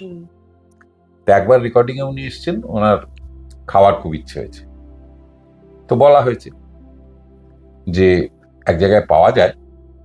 তো উনি বললেন তাহলে আমি গিয়ে খেয়ে আসবো। তখন সবাই হা হা করে, আরে আপনি রাস্তায় গিয়ে ফুচকা খাবেন, তাহলে তো ভয়ঙ্কর কাণ্ড, লোকে চিনতে পারলে তখন বুঝতে পারছেন কি হবে। না না, কেউ চিনতে পারবে না, আমি ঘন্টা দিয়ে থাকবো, আমি খেয়ে নেবো। তারপর তো উনি গেছেন, মানে একটা নির্দিষ্ট ফুচকাওয়ালা ছিল যার খুব নাম ছিল আর কি, সে আবার স্টিলের বাটি করে ফুচকা দিত। সেখানে গেছেন, গিয়ে সবে হয়তো 1টা কি 2টো উনি খেয়েছেন, দাঁড়িয়ে দাঁড়িয়ে খেয়েছেন, আর 5 জনের মতো। কিন্তু ওই যে অ্যাপার্টমেন্ট গুলো যার ভেতর থেকে মেয়েরা এসে ফুচকার লাইনে দাঁড়াচ্ছে, খাচ্ছে, ওখানে 2টো বাচ্চা, তারা তো নিচ থেকে ওনাকে দেখতে পেয়েছে, যতই ঘন্টা দেওয়া থাকে। একজন কেউ রেকগনাইজ করেছে ওনাকে, সে ভেতরে গিয়ে তাড়াতাড়ি মাম্মি দেখো কোন আয় বলে দিয়েছে যে আশা বসে নিয়েছি। তখন তো হুটোপাটি করে সঙ্গে পুলিশের লোকজন ছিল, কোন রকমে করে তাকে গাড়িতে তুলে ওখান থেকে বের করে আনতে হলো। ফুচকা খাওয়াটা হলো না সেইভাবে। তার কারণ হচ্ছে আমাদের অনেকেরই জীবনে এটা হয়, আমরা দেখেছি বড় বড় ক্ষেত্রে। একটা শোতে দেখছিলাম, অমিতাভ বচ্চনকে একজন জিজ্ঞেস করছে, ওই একটা কমেডি শোতে, যে আপনি অমিতাভ বচ্চন হয়ে অনেক কিছু পেয়েছেন, কিন্তু কি হারিয়েছেন? তো অমিতাভ বচ্চন অবাক হয়ে তাকিয়ে আছে, বলছে কি হারিয়েছি? বললো আপনি কি হারিয়েছেন জানেন? আপনি অনেক কিছু হারিয়েছেন। আপনি কোনোদিন অমিতাভ বচ্চন এসছে বলে কোনো ভিড়ের পেছনে গিয়ে দাঁড়াতে পারবেন না। দ্বিতীয়ত, আপনার কোনোদিন ইচ্ছা হয় যে এই রাস্তা দিয়ে যাচ্ছি, একটুখানি দাঁড়াই, একটুখানি এখানে একটু খেয়ে যাই, চটপটি খেয়ে যাই, আপনি পারবেন না, আপনাকে পুলিশ অ্যালাউ করবে না। বললো হ্যাঁ, এগুলো তো আমার জীবন থেকে চলে গেছে। এটা খানিকটা বাধ্য হয়ে যায়। আর খানিকটা উত্তম কুমার যেমন বলেছিলেন যে যদি তুমি স্টার হতে চাও, তাহলে সবসময় নিজেকে সহজলভ্য করো না, নিজেকে লুকিয়ে রাখো। যে তোমায় রোজ দেখতে পায়, যে তোমায় বাজার করতে দেখছে, দোকান করতে দেখছে, তার কাছে তুমি নায়ক হবে না। নায়ক হতে গেলে তোমার স্বপ্নের দেশে থাকতে হবে। তো খানিকটা এরা কখনো কখনো ওই থাকতে থাকতে তো হাঁপিয়ে ওঠেন, খানিকক্ষণ ভেঙে বেরিয়ে চলে আসার ইচ্ছে থাকে। যেমন আমি আগে শুনেছি যে লতাজি এখানে এলে ওই গল্ফ ক্লাব রোডে ভূপেন্দার বাড়ি ছিল, ভূপেন হাজারিকার, ওইখানে উঠতেন, হোটেলে উঠতেন না, ওখানে ভূপেনদার ছিলেন, ভূপেনদার ভাই থাকতো, ওরাই রান্নাবান্না করতো, ওরাই খেত, এবং খুব সিম্পল তো, লতাজি আশাজি এমনিতে খুব সিম্পল ছিলেন। ওখানেই বসে খেয়ে নিলেন, ওখানেই খাওয়া দাওয়া করলেন, ওখানেই থাকলেন, ঘুরলেন, কিন্তু নিউ মার্কেট গেলেন, শাড়ি টাড়ি কিনলেন, সেসব করলেন। কিন্তু থাকার জন্য 5 স্টার হোটেল লাগবে, সেটা পরবর্তীকালে হয়েছে এই লোকের ক্রেজের জন্য। নইলে খুব সিম্পল। আমি এখানকার আর্টিস্টদেরও দেখেছি ভীষণ সিম্পল। ওই ওরা জানে যে নির্মলাদি একটা অনুষ্ঠানে গেছে, আমরা গেছি, তা নির্মলাদির গাল দুটো না এই জায়গাগুলো লাল। সবাই জিজ্ঞেস করছে এরকম কি লাগালে, এরকম গাল? বললো ওই যে যেটা লাগায় ওটা খুঁজে পাইনি তো লিপস্টিকটা লাগিয়ে দিয়েছি, লিপস্টিকটা লাগিয়ে ঘষে দিয়েছি। যেটা লাগানো হয় এখানে নর্মালি ওই ব্লাশ আনার জন্য, সেটা ওরকম হারিয়ে ফেলেছেন বা খুঁজে পাননি আর কি। তো এই সিম্পলিসিটিটা এক সময় ছিল। এখন যেমন বড্ড বেশি শো দেখানোর ব্যাপার থাকে, দেখানোর ব্যাপারটা তখন অনেক কম ছিল আগেকার দিনে আর কি। আর আমার একটা সৌভাগ্য হচ্ছে, আমি এমন একটা সময় ইন্ডাস্ট্রিতে ঢুকেছি যখন আগের লোকদেরও দেখতে পেয়েছি, আবার আপকামিং যারা তখন আসছে, নতুন নতুন যারা আসছে গান গাইতে এবং পরবর্তীকালে তারা প্রতিষ্ঠিত হয়েছেন, তাদেরও শুরুর দিকগুলো আমি দেখেছি। যার ফলে রেকর্ডিং এর সেই অর্থে স্মৃতি বলতে প্রচুর স্মৃতি, নানা রকম স্মৃতি। এই এখন যারা খুব প্রতিষ্ঠিত হয়েছে, রূপঙ্কর, মনোময়, শ্রেয়া ঘোষাল, তারপরে আরো লোপা, বা পরবর্তীকালে আধুনিক গানে ইন্দ্রাণী, শ্রীকান্ত, আরো অনেকে, এরা যখন মানে প্রথম প্রথম গান করেছে, সে সময় আমি যেহেতু প্রচুর গান করেছি, তখন এদের গানও প্রচুর করেছি, শ্রেয়ারও অনেকগুলো গান করেছি। ইন্দ্রাণী তো পরপর 2টো অ্যালবাম সুপারহিট হয়, এই চেনা চেনা সুরে আর খুঁজি তোমাকে, 2টো অ্যালবাম। তারপরে বাবুল সুপ্রিয়, তার একটা পুরো অ্যালবাম করেছিলাম আমি। আর এইগুলো করতে গেলে না অনেক বেশ 4-5 দিন ধরে স্টুডিওতে একসঙ্গে কাটাতে হয়, গল্প করতে হয়, আড্ডা মারতে হয়। অনেক সুখের স্মৃতি আছে, অনেক মজাদার স্মৃতি আছে। একটা স্মৃতি আমি ভাগ করিও সবসময়, লোককে বলিও, যে জীবনের প্রথম কাজে গিয়ে দেখি সুচিত্রা মিত্র রয়েছেন, সলিলদা রয়েছেন, আর কিবোর্ডে 2টো হাত রেখে বালছাড়াদা বসে আছেন, ভি বালছাড়া। আমি গিয়ে প্রণাম করতে, উনি আমাকে জিজ্ঞেস করলেন আপনি কে? আমি বললাম আমার নাম শুভ দাশগুপ্ত। বললো ওটা আমি সলিলদার কাছে শুনে নিয়েছি, কিন্তু এই যে এত বড় কর্মকাণ্ডটা হচ্ছে, আপনি কে? আমি বললাম আমি এটা রাইটার এবং ডিরেক্টর। বললো আপনি ডিরেক্টর, চলুন বাইরে যাই। তখন উনি সাফারি স্যুট পরতেন আর সিগারেট খেতেন। বাইরে বেরিয়ে HMV স্টুডিওর বাইরে একটুখানি লন মতো আছে, ওখানে বেরিয়ে পকেট থেকে একটা 555 বের করে আমাকে দিয়ে বলছে খান। আমি অত বড় লোকের সামনে সিগারেট খাবো কিনা ধরে দাঁড়িয়ে আছি। তো উনি আমাকে বলছেন শুনুন আপনাকে একটা কথা বলি, এই যে ফ্লোরটা দেখছেন না, ভারতবর্ষের তা বড় শিল্পীরা এখানে এসে গান গেয়েছে, এটা আমাদের কাছে তীর্থস্থান। যখন ঢুকিয়ে চৌকাটে হাত ঠেকিয়ে মাথায় ঠেকিয়ে চৌকাটের ধুলো নিয়ে ঢুকি যে এটা ভারতবর্ষের একটা তীর্থস্থান। মানে এমন কোনো শিল্পী নেই রবীন্দ্রনাথ থেকে শুরু করে। ওই রেকর্ডিং স্টুডিওতে প্রথম রেকর্ড হয়েছিল 1904 সালে গওহরজানের কণ্ঠে বাংলা গান, প্রথম বাংলা গান। এখানে যখন ঢুকবেন না, মাথা নিচু করে ঢুকবেন, কিন্তু যখন ঢুকে যাবেন তখন আর মাথা নিচু করবেন না। তখন দেখবেন কে মিউজিক বাজাচ্ছে, রবিশঙ্কর না আলী আকবর না ভিভাল স্যার, যে বাজাক, তখন আপনি যা বলবেন তাই ঠিক। আপনাকেই ডিসিশন নিতে হবে কোনটা বাজবে। এই যে ফাইনাল ডিসিশন নেবার জায়গায় আপনি ডিরেক্টর, যেই বাজাক না কেন, উইথ ডিউ রেসপেক্ট, ডিসিশন আপনাকে নিতে হবে, সেইভাবে নিজেকে তৈরি করে আসবেন এখানে। এই যে প্রথম দিন উনি বলেছিলেন, তারপর থেকে এতদিন এত রেকর্ডিং করেছি, ফ্লোরে সবসময় আমি দেখেছি আমার যে সেই সকল্ড মানে আমার একটা থাকে যে আমার ফ্লোরে কেউ দেরি করে আসেন না, সবাই ঠিক সময় আসেন, ঠিক সময় কাজ হয়, আড্ডাও হয়, গল্পও হয়, কিন্তু কাজটাও ঠিক মতো হয়। এইগুলো মেনটেন করতে পেরেছি। তার কারণ হচ্ছে যেটা করতে গেছি ওই ব্যাপার থেকে আমি নড়ে যেতাম না। অনেক সময় অনেক এটা ওটা হতো চেঞ্জেস করবার জন্য, বা এটা ওটা আমি করিনি। এর কারণ হচ্ছে ওই যে বালসাদাদা একদিন শিখিয়ে দিয়েছিলেন যে ভেতরে ঢুকে যাওয়ার পর কিন্তু তুমি আর মাথা নিচু করবেন। এটা উনি অত বড় মানুষ, অত কাজ করেছেন বম্বেতে, তারপর কলকাতায় এসে নিজেকে আবার প্রতিষ্ঠিত করেছেন। তো ন্যাচারালি এইসব মানুষের সঙ্গ পাওয়া, বা মান্নাদের মতো মানুষ তার সঙ্গে কাজ করা, বা পরবর্তীকালে মৃণাল চক্রবর্তী বা মাধুরী চট্টোপাধ্যায়, এদের সঙ্গে কাজ করা, এগুলো আমার জীবনে একটা সত্যিকারের ভালো স্মৃতি। যখন ওরা সঙ্গীত জীবন থেকে একটু সরে গেছেন, পুরনো আর্টিস্টরা, মানে এই আমাদের মৃণালদা, মাধুরীদি, কিন্তু ওদের গান গাইবার ইচ্ছা আছে, কিন্তু তখন তো নতুন লোকেরা চলে এসছে, কালের নিয়মে ওরা সরে গেছেন। কিন্তু আমার সঙ্গে দেখা হয়েছে, মাধুরীদি বলেছেন আমি কি একটা গান গাইতে পারি না, তুই কি একটা গান আমাকে করে দিবি না? আমি দিয়েছি, কল্যাণ সুর করেছে, মাধুরীদি গেয়েছেন, এইচএমভিতে রেকর্ড হয়েছে, আবার সেই গান জনপ্রিয় হয়েছে। সুতরাং পুরনোদেরকে নিয়েও যেমন ওই যে বলছিলাম যে আগের যারা, তাদের সঙ্গেও যেমন আমার ওঠা বসা ছিল, কাজ ছিল, ভালোবাসা পেয়েছি, তাদের স্নেহ পেয়েছি, তেমনি পরবর্তীকালে এলো এবং এই বাজারে তারা প্রতিষ্ঠিত হলো, তাদেরও শুরুর থেকে আমি তাদের সঙ্গে থেকেছি। ব্রততীর যে প্রথম এইচএমভির অ্যালবাম বেরোয় আমি সেই মেয়ে, যেটা সুপারহিট হয় এবং যেটা ব্রততী করে তোলে বলতে গেলে। সে যখন ওই রেকর্ডিং হয় দিনের পর দিন, তখন আমি থেকেছি, ওর প্রত্যেকটা কাজের সঙ্গে থেকেছি, এবং আমি সেই মেয়ে কবিতাটা আমিই লিখেছি। তারপরে যেমন ওই তার সেকেন্ড পার্ট বেরিয়েছে, তারপরে ফিরে এসো আগুন বলে আর একটা অ্যালবাম হয়েছে, এরকম পরপর অ্যালবাম, অনেকগুলো অ্যালবাম হয়েছে। পার্থদা গৌরীদির সঙ্গে আমার প্রচুর কাজ, সে স্মৃতিও ভোলার নয়। পার্থদা গৌরীদির বাড়ি আমি অজস্রবার গেছি, যখনই গেছি আমি দুপুরবেলা না খেয়ে আসি, এবং গৌরীদি নিজে হাতে সুন্দর করে পরিবেশন করতেন, ভালো ভালো রান্না। এখনো সেই ডাইনিং টেবিল এবং খেতে খেতে বসে বসে আড্ডা মারা, এসব স্মৃতিগুলো। আমি তো সাধারণত একজন ব্যাংকের কর্মচারী ছিলাম, সকালবেলা নয়াটি লোকাল ধরে কলকাতায় যেতাম, আবার রাত্রে ট্রেন ধরে বাড়ি আসতাম। ওই সাধারণ একটি ব্যাংক কর্মচারীর জীবনের যে স্মৃতি, মাইনে পাওয়া, সংসার করা, তার বাইরে এই স্মৃতিগুলো, আমার এই জীবনের যে স্মৃতিগুলো, এগুলো নানাভাবে আমার জীবনকে এখনো ঘিরে আছে। এখনো চুপচাপ বসে থাকলে সেসব দিন মনে পড়ে, যে কত সময় হয়েছে যে একটা জায়গা থেকে একটা জায়গায় যাবো। এখন যেমন গাড়ি ছাড়া কোথাও যাচ্ছি না, বা এখন অনেক রেস্ট্রিকশনস হয়েছে বয়স বাড়ার সঙ্গে সঙ্গে। তখন তো সেসব ছিল না, এই রাস্তায় দাঁড়িয়ে একটু এটা ওটা খেয়ে নিলাম, একটু ঘুগনি খেয়ে নিলাম, চলো স্টুডিও ঢুকে পড়লো, তারপর হয়তো ভুলেই গেলাম খেতে। এরকম অনেক দিন হয়েছে।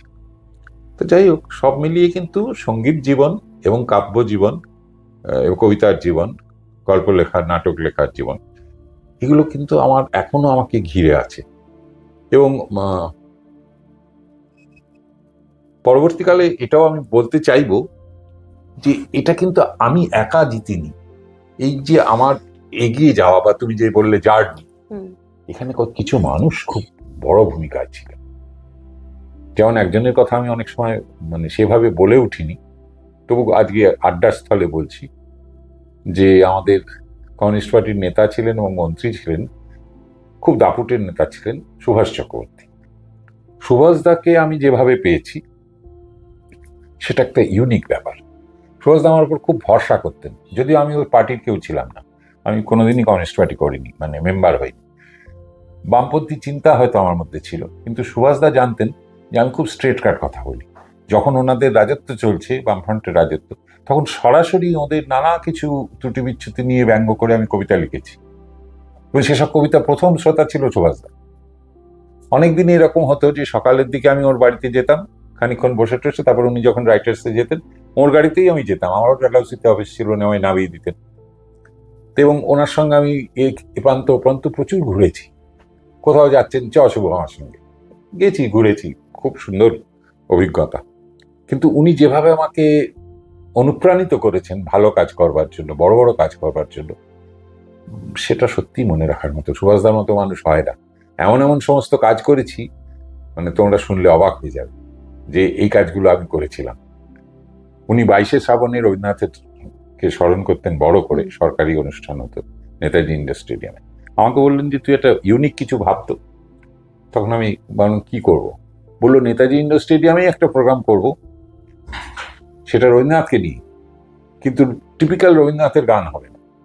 রবীন্দ্রনাথ যে আমাদেরই লোক, রবীন্দ্রনাথ যে শুধুই অধ্যাত্ম চেতনার লোক না, যে মাটিতে দাঁড়ানো লোক, এইটাকে তোকে একটা স্ক্রিপ্টের মাধ্যমে প্রতিষ্ঠিত করতে হবে, একটা নাটক তৈরি করতে হবে।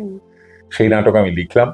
সেই নাটকে পাঠ করলো, অভিনয় করলো দুজন বড় মানুষ। একজন হচ্ছে নিমু ভৌমিক, আর একজন হচ্ছে এখন খুব জনপ্রিয় নায়ক হচ্ছে যিশু দাশগুপ্ত, যিশু সেনগুপ্ত। যিশু সেনগুপ্তর বাবা উজ্জ্বল সেনগুপ্ত।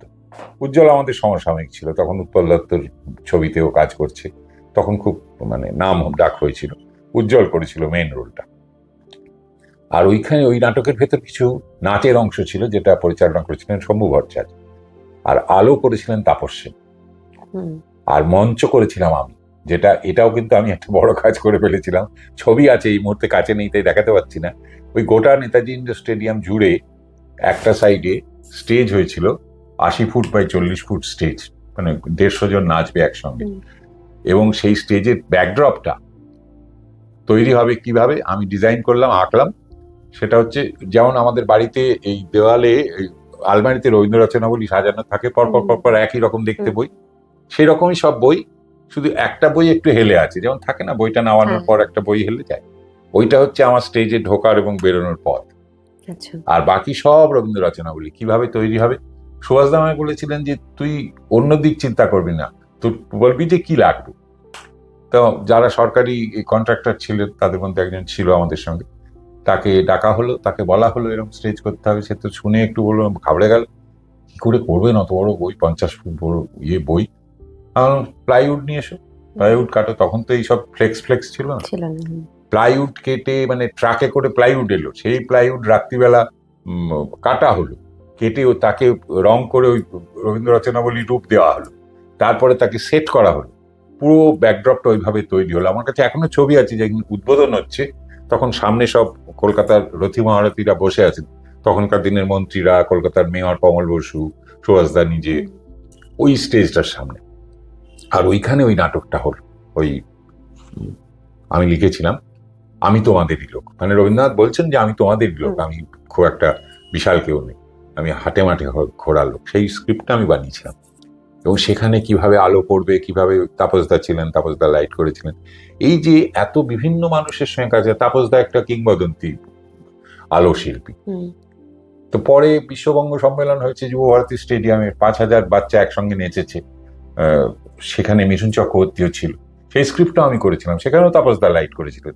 যুদ্ধের পটভূমিকায় কিভাবে কি হবে, মানুষ শান্তি খুঁজছে, তার উপর স্ক্রিপ্ট ছিল। এবং সেই মিউজিক কল্যাণ করেছিল, অসাধারণ মিউজিক করেছিল, এবং অসাধারণ গান সবাই গেয়েছিল। সেখানে আমার বন্ধুস্থানীয় ছিল প্রতীক চৌধুরী, অসম্ভব ভালো গান গাইতো সে সময়, এখন আর সে নেই আমাদের মধ্যে। তো প্রতীক একটি গান গেয়েছিল যেটাতে লিপ দিয়েছিল মিঠুন। এবং ঠিক যুব ভারতীর মাঝখানে একটা এয়ার কন্ডিশন স্টেজ হয়েছিল, 3 tier স্টেজ, তলাটায় গ্রিন রুম, এসি টেসি লাগানো, ওপরে স্টেজ, এবং মিঠুন পুরো বাঙালির পোশাকে, ধুতি পাঞ্জাবি এসব পরে সেখানে নেচেছিল। এবং আমার মনে আছে তার সঙ্গে ক্যালকাটা কোয়ারেরও প্রায় 100 জন নৃত্যশিল্পী ছিলেন। তো এই যে বিভিন্ন রকমের কাজ করার আমার একটা অভিজ্ঞতা আছে না, কখনো গান করছি, কখনো স্টেজের জন্য স্ক্রিপ্ট লিখছি, কখনো অডিও ভার্সনের জন্য মানে ক্যাসেটের জন্য বা রেকর্ডের জন্য স্ক্রিপ্ট লিখছি। করতে গিয়ে একটা সুবিধা হয়েছে যে এই সুভাষদার কথা যেরকম বললাম, মানে সুভাষদা যেরকম আমাকে ভীষণভাবে এইসব কাজ করতে দিয়েছেন আর কি।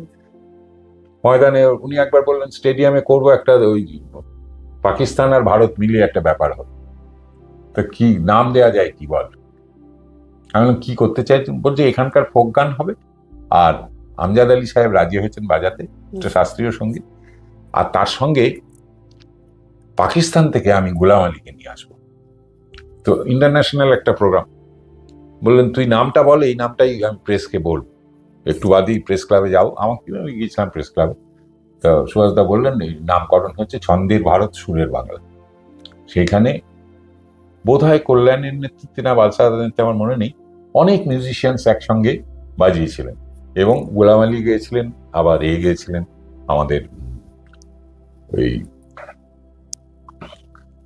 ছন্দের ভারত বলতে ড্রামস অফ ইন্ডিয়া, মানে হচ্ছে আমাদের দেশে যত তালবাদ্য ব্যবহার হয় সেগুলোর একটা প্রদর্শনী ছিল। সুভাষদার মাথায় সব অদ্ভুত অদ্ভুত প্রোগ্রাম আসতো, এবং আমি ফরচুনেট যে এই ধরনের অনেক প্রোগ্রাম সামনে থেকে দাঁড়িয়ে করবার এবং নেতৃত্ব দেবার বা পরিকল্পনা করবার, নির্মাণ করবার এই সুযোগটা সুভাষদা আমায় দিয়েছিলেন। উনি কত বড় পার্টির নেতা ছিলেন আমি জানি না, কিন্তু মানুষ হিসেবে আমি ওনাকে ভীষণ শ্রদ্ধা করি। ওই রকম একজন মানুষ আসলে এমন অনেক শিল্পী এখনো হয়তো স্বীকার করেন না, তাদের চলার পথ শুরু হয়েছে এবং মসৃণ হয়েছে সুভাষদার জন্য। তাদের মধ্যে আমি নিশ্চয়ই একজন, যে এতটা সামনে আসার জন্য এত লোক আমাকে চিনে ফেলেছেন। কিন্তু সুভাষদা বরাবরই মাটির মানুষ ছিলেন। আমাকে অনেক ঠাট্টা করে বলতেন যে তুই যা সব লিখিস তুই কোনদিন না মার্ডার করতিস, কিন্তু আমার কবিতা শুনতেও ভালোবাসতেন। আমার প্রথম কবিতার বই উনিই প্রেস ক্লাবে রিলিজ করেছিলেন, আমার প্রথম কবিতার ক্যাসেট সুভাষদাই প্রেস ক্লাবে রিলিজ করেছিলেন, এবং 95-এ আমার প্রথম ক্যাসেট বেরোয়, কবিতার ক্যাসেট ওনার হাত দিয়ে রিলিজ হয়েছিল। এরকম অনেক মানুষের কথা মনে আসে যারা আমার এগিয়ে চলার পথকে ভীষণভাবে সহজ করে দিয়েছিলেন আর কি। নচিকেতা চক্রবর্তী বরাবর নিজের লেখা গান গেয়েছেন, কিন্তু আমরা যতদূর জানি আপনার লেখা গানও উনি গেয়েছেন। সেটা কোন অ্যালবাম বা কবে হয়েছিল? কবে হয়েছিল সালটা আমার মনে নেই। একবার একটু আগে সুভাষদা প্রসঙ্গে বলছিলাম তো, উনি একবার ঠিক করলেন, তখন উনি পরিবহন মন্ত্রী ছিলেন, ঠিক করলেন যে ঢাকা কলকাতা বাস সার্ভিস চালু করতে হবে। এখন তো চলে, সেটা শুরু হয়েছিল সেখানে কত সালে আমার ঠিক মনে নেই, সালটা মনে নেই। তো আমাকে ডেকে বললেন এরকম একটা কাজ হচ্ছে রাজ্য সরকারের তরফ থেকে, এরকম বাস পরিবহন দুই দেশের মধ্যে চালু হবে। তো সেটা যেদিন শুরু হবে সেদিনকে প্রথম যারা টিকিট কাটবে ওই বাসে যাওয়ার এবং আসার, তাদেরকে আমরা একটা কিছু উপহার দিতে চাই। তা আমি ভেবেছি দুই বাংলার মিলন হচ্ছে এই পদে, তাহলে একটা গানের ক্যাসেট দিলে কেমন হয়, এবং সেই গানগুলো যদি আমরা বানাই, তুই যদি দায়িত্ব নিয়ে এটা করিস। তখন এইচএমবির সঙ্গে কথা হলো, এইচএমবি বললো হ্যাঁ আমরা করে দেবো এই ক্যাসেট। তখন আমি সেই ক্যাসেটের নামকরণ করলাম বন্ধুর বাড়ি যাব। মানে এই যে আমি যাচ্ছি ঢাকায়, তার মানে তো বন্ধুর কাছে যাচ্ছি, বা ওপারের লোকটা এপারে আসছে, সেও তার বন্ধুর কাছে আসছে। তো বন্ধুর বাড়ি যাব নাম দিয়ে একটা অ্যালবাম হলো। সেইখানে অমর পাল ওই টাইটেল গানটা গাইলেন কল্যাণের সুরি, বন্ধুর বাড়ি যাব আমি, বন্ধুর বাড়ি যাব, অনেক দিনের পরে আমি বন্ধুর দেখা পাবো। এটা অমরদা অসাধারণ সুন্দর গেয়েছিলেন। ওই অ্যালবামেই নচিকেতার একটা গান রাখা হয়েছিল, তা সেটা কল্যাণ সুর করেছিল। গানটার একটু একটু কথা মনে আছে আমার। কাল যা হয়নি আজকে তা হবে, যায়নি কালকে আজ যাওয়া হবে, বন্ধু ও বন্ধু। খুব সুন্দর মিষ্টি সুর কল্যাণ করেছিল, এবং নচি গেয়েও ছিল অসাধারণ, আমার মনে আছে। সেটা আমার লেখা, কল্যাণের সুর এবং নচির কণ্ঠে এইচএমবি থেকে সেটা রেকর্ড হয়েছিল। ওটা ওর যে বেসিক গানগুলো বেরো তার থেকে আলাদা। এইটা যেমন হয়েছিল এই সেই রকমই যখন 92 সালে ইয়ে হয়, এদেশ তোমার আমার বলে একটা কাজ হয় এইচএমবি থেকে, যেটা আমার প্রথম এইচএমবির কাজ। সেখানে যখন আমি কাজ করছিলাম তখন সলিল চৌধুরী ছিলেন, কল্যাণ ছিল, বালসারাদা ছিলেন। তখন সুভাষদা আমাকে ডেকে বলেন যে একটি নতুন ছেলের গান আমি শুনেছি, তুই যে স্ক্রিপ্ট করেছিস সেখানে তো সুচিত্রা মিত্র তো সবাই আছেন, তো এই ছেলেটাকে একটু একটা স্কোপ করে দে, যাতে ওর নিজের গান একটা, ওর গানটা অসাধারণ। তা আমি তখন চিনি না তাকে, তো বললো যে তখন আমরা ওই নেতাজি ইন্ডোর স্টেডিয়ামে স্পোর্টস কাউন্সিলের অফিস ছিল, ওখানে চুনিদা ছিলেন স্পোর্টস কাউন্সিলের ডিরেক্টর। তো চুনি গোস্বামীর ঘরে আমরা আড্ডা মারতাম। একদিন এরকম বিকেলে আমরা ওখানে আছি, তো সুভাষদা বলে দিয়েছেন যে ওই ছেলেটিকে পাঠাবো, তোর সঙ্গে গিয়ে দেখা করবে। আমি ছিলাম, আর সম্ভবত অজিত পান্ডে ছিলেন গায়ক। তখন সেই ছেলেটি এলো গিটার হাতে, একটু আমাদেরই বয়সী, মধ্যবয়স্ক। তো এসে বললো আমার নাম সুমন চট্টোপাধ্যায়, আমাকে এরকম সুভাষ চক্রবর্তী বলেছেন আপনার কাছে আসতে। আমি বললাম হ্যাঁ ভাই, আমি তো একটা স্ক্রিপ্ট করেছি, তো আপনার গান তো আমি শুনিনি, সুভাষদা শুনেছেন। সুভাষদা বললেন যে অসাধারণ গান। তো উনি গিটারটা নিয়ে এসেছিলেন, তো ওইখানে চুনিদার ঘরে বসেই গিটারটা বাজিয়ে টুংটুং করে একটা গান গাইলে, তো আমার মানে শুনেই কিরকম চমকে গেলাম, আমি বাপরে এরকম গান তো শুনিনি কোনো। তো স্ক্রিপ্টটা ওকে বোঝাতে তখন বললো ঠিক আছে আমি একটা গান করে আনবো, কাল পরশুর মধ্যে করে দেবো। এবং সেই প্রথম 92 সালেই ওর তোমাকে চাই অ্যালবামটা বেরোয় এবং আলোড়ন পড়ে, কিন্তু সেটা বেরিয়েছিল পুজোর সময়। আর তার আগে এই ক্যাসেটটা বেরোয় জুলাই মাসে, এই এদেশ তোমার আমার, যেখানে ওর গান ছিল।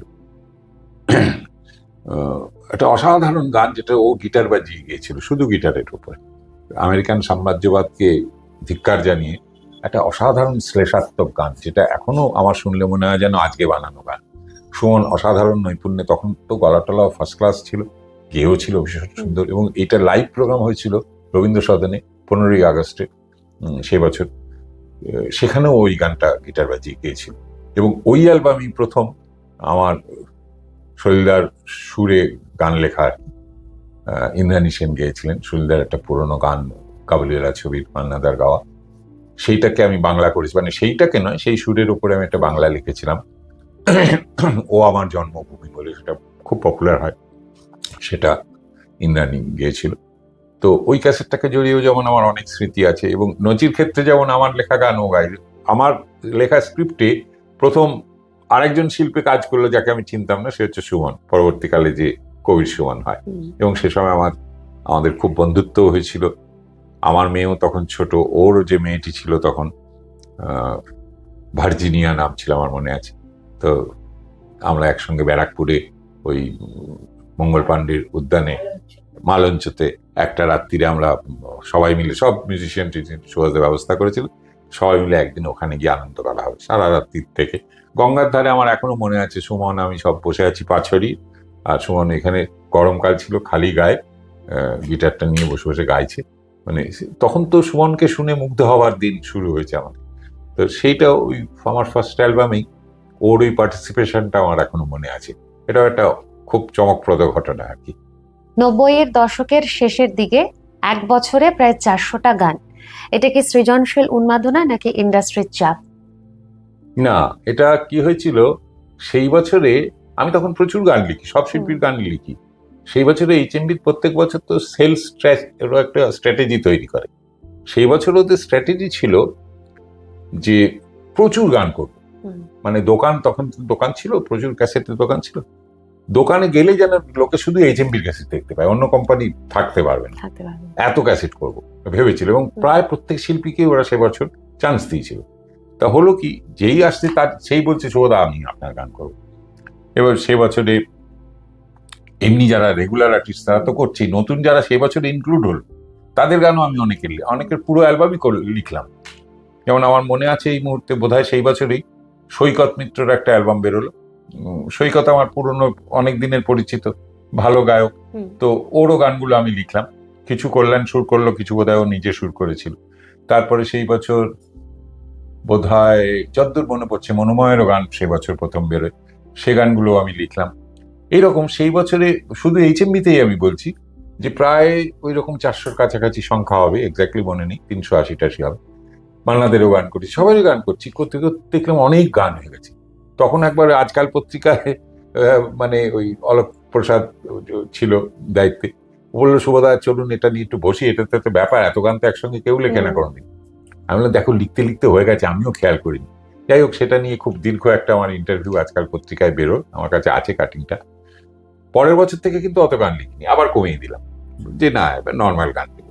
সে বছর ও খানিকটা ওই যে বাণিজ্যিক চাপ বললে না, খানিকটা চাপ ছিল, আর খানিকটা তখন গান লেখার আনন্দে মেতেছিলাম।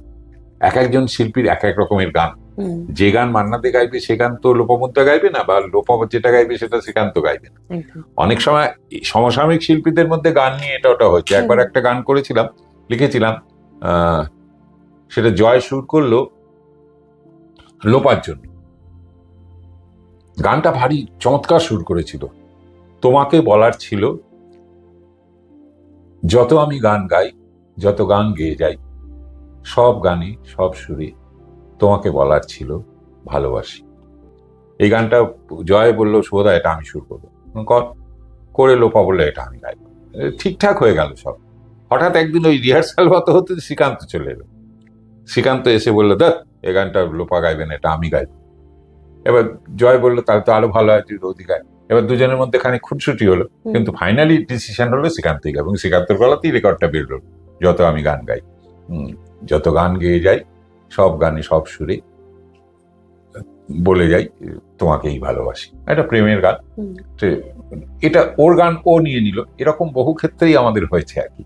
এরকম এর গান, যেমন হৈমন্তীদির যে বিখ্যাত গান, হৈমন্তীদি যেটার জন্য খুবই বিখ্যাত হয়ে উঠলেন আর কি, ওই আমার বলার কিছু ছিল না, এটা তো সবাই জানে যে ওটা মান্নাদা নিজের জন্য করেছিল পুলকদার রিকোয়েস্টে, পরে হৈমন্তীদিকে দিয়ে দেয়।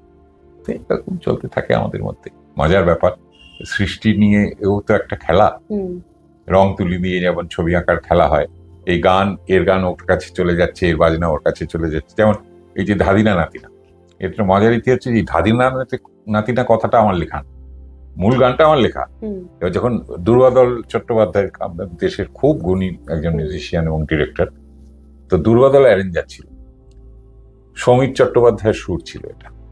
তো যখন গানটা রিহার্সাল হচ্ছে এইচএমবি ফ্লোরে, দুর্বাদল বললো যে শুভদা গোড়াতে না একদম শুরুটায় একটা ওই তবলার বোল দিয়ে শুরু করলে ভালো হয়। তখন যারা বাজাচ্ছিল তবলা, বাবলু বিশ্বাস এরা সব বিখ্যাত সব রিদম প্লেয়াররা ছিল, ওরা বললো আমরা বলে দেবো।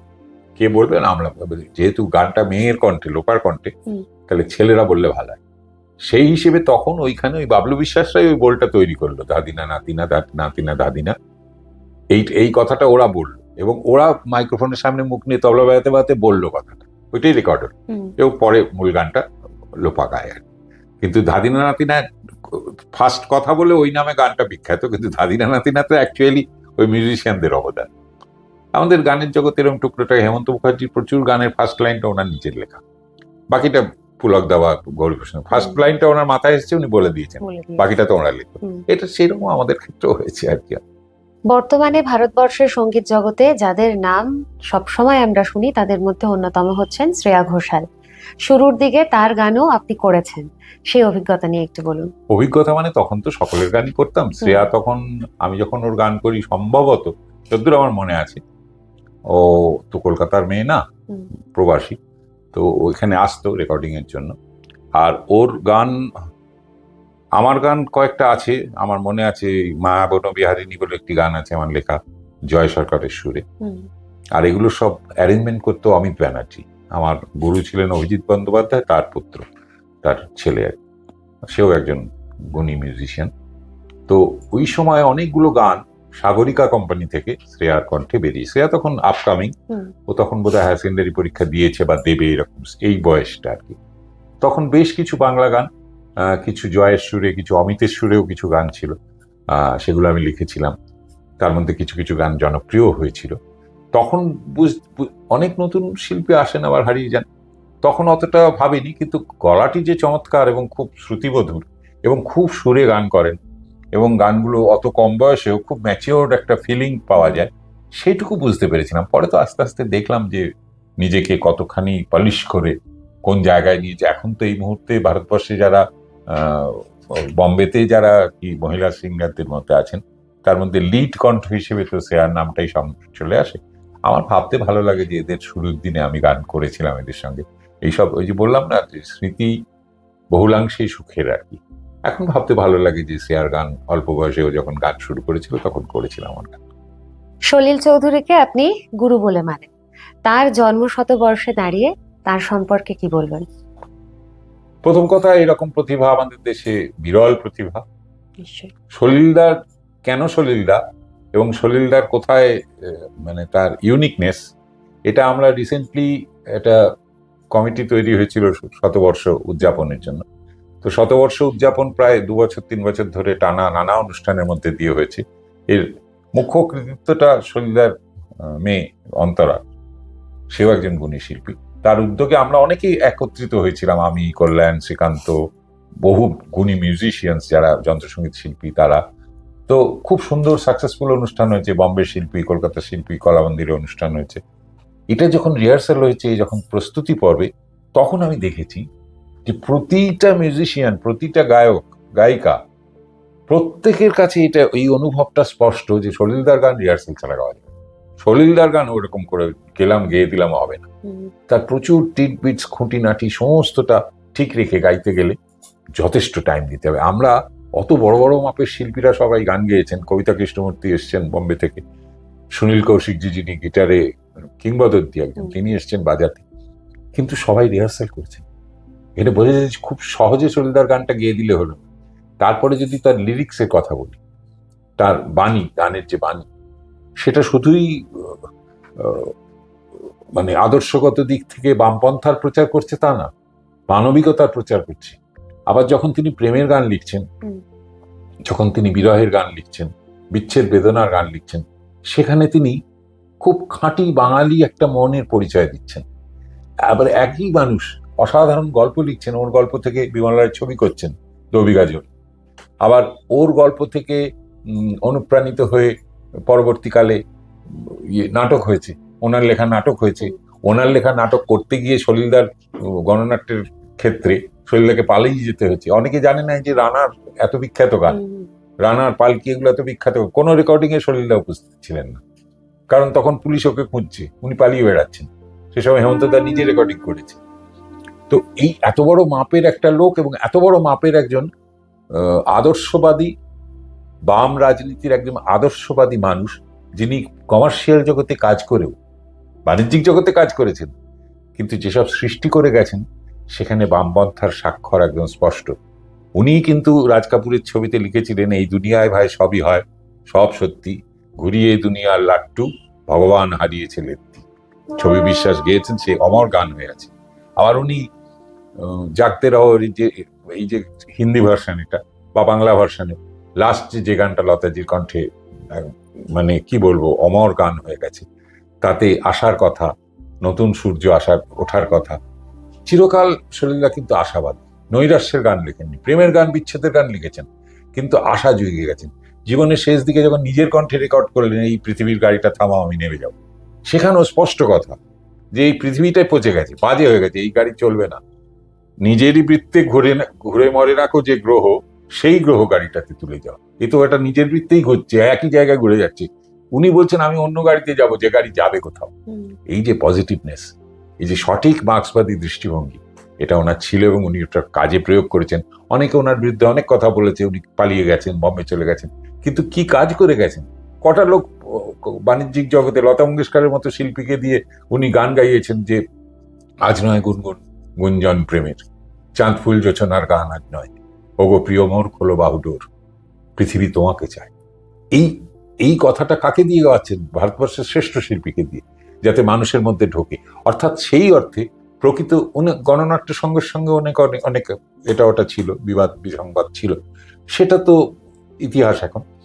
কিন্তু এটা তো ঘটনা যে একসময় গণনাট্যকে কেন্দ্র করে ভারতবর্ষের শ্রেষ্ঠ প্রতিভারা এক জায়গায় হয়েছিল। রাজ কাপুরের বাবা পৃথ্বীরাজ কাপুর, রবিশঙ্করজি, কে ছিলেন না, হেমন্ত মুখার্জি, দেবব্রত বিশ্বাস, সুচিত্রা মিত্র, কত নাম বলবো, সবাই গণনাট্যের ছত্র ছায়া ছিলেন।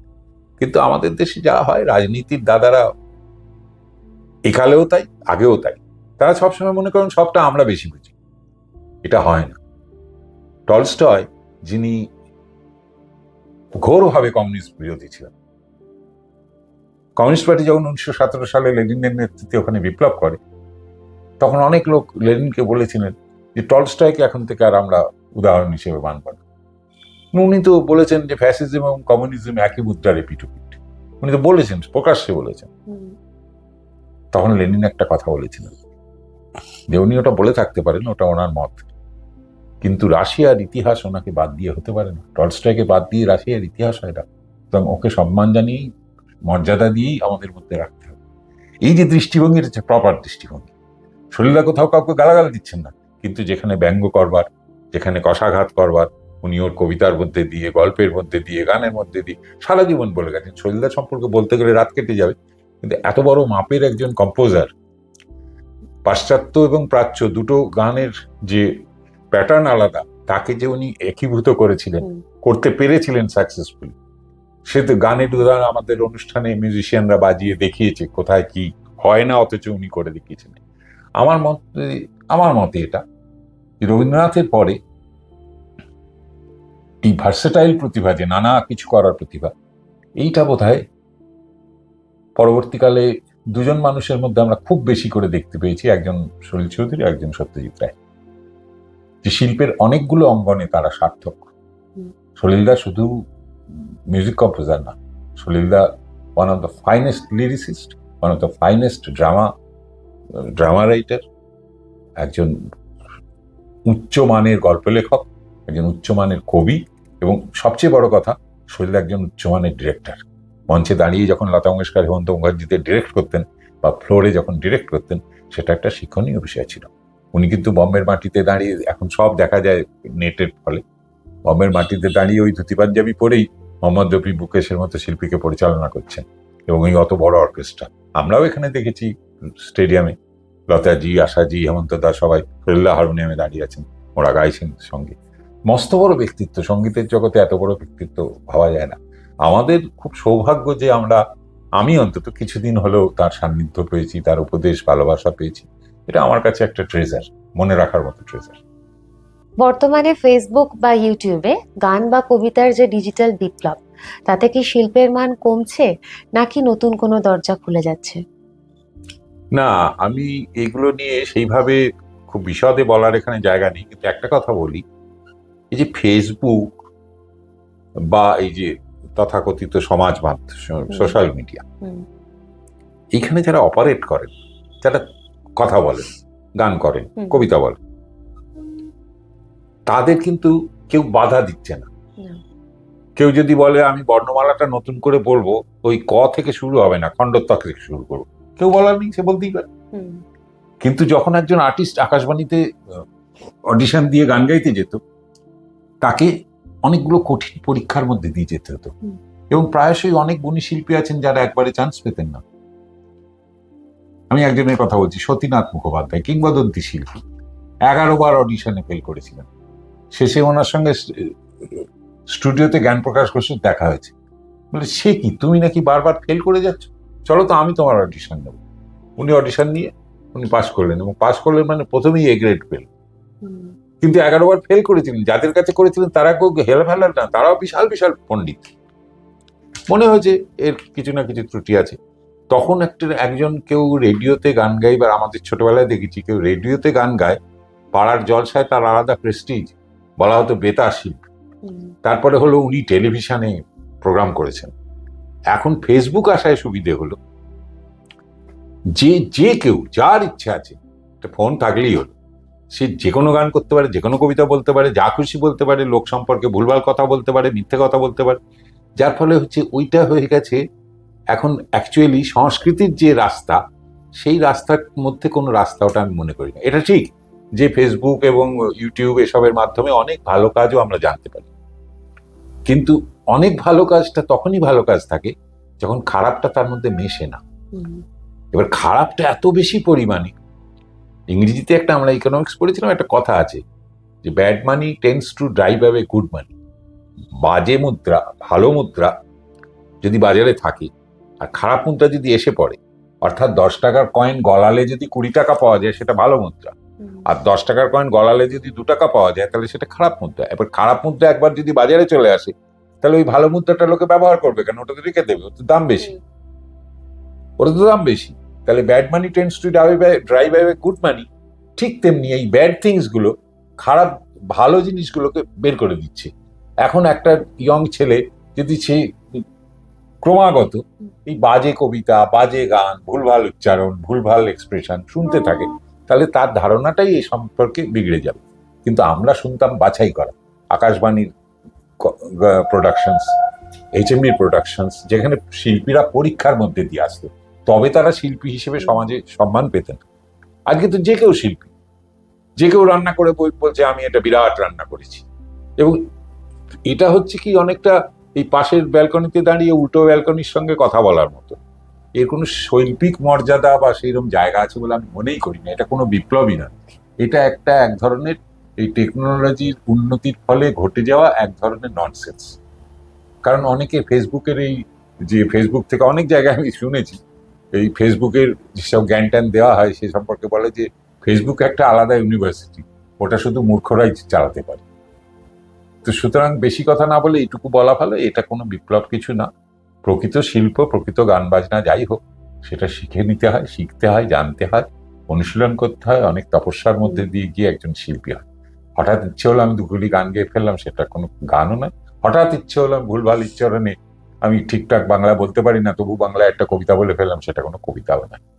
সবশেষে একটা র্যাপিড ফায়ার।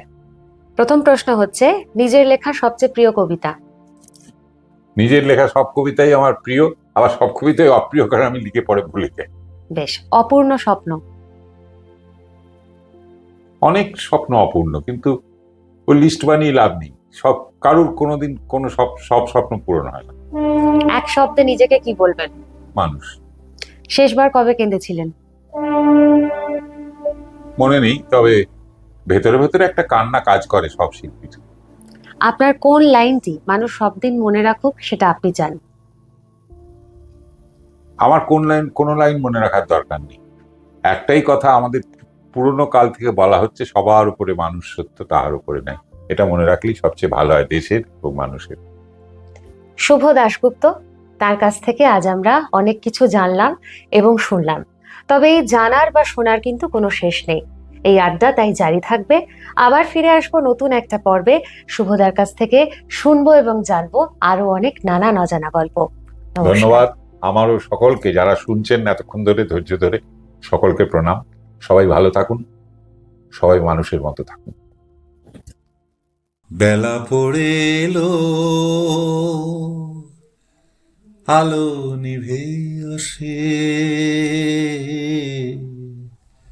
এবার ফিরে চল, দুহাত শূন্য, ফুরালো যে তোর যা কিছু সম্বল, বেলা পড়ে এলো, আলো নিভে আসে, এবার ফিরে চল, এবার ঘরে চল।